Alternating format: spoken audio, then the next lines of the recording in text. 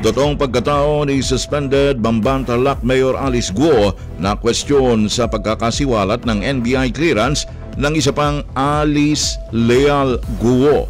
Mula sa Senado, narito ang report ni Ninfa Asuncion.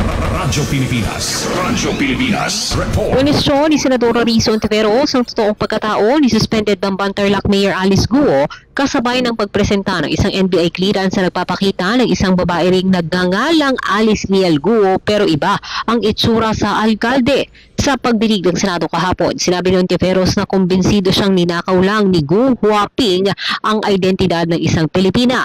Matatanda ang naniniwala kasi ang senadora na Guo Huaping ang tunay na pangalan ng suspendidong alkalde at na isa itong Chinese. Base sa dokumentong presenta ni Ontiveros, parehong Alice Leal Guo ang pangalan ng dalawa. Pareho ring nakalagay na ang kanilang birth date ay July 12, 1986 at parehong taga-Tarlac. Bukod sa mukha, ang pagkakaiba lang ng dalawang NBI clearance ay ang petsa kung kailan ito ini-issue. Lumalabas na mas naunang kinuha ang NBI clearance ng Pinay na Alice Leal Guo noong November 3, 2005 habang noong March 3, 2021 lang nilabas ang NBI clearance ni Mayor Alice.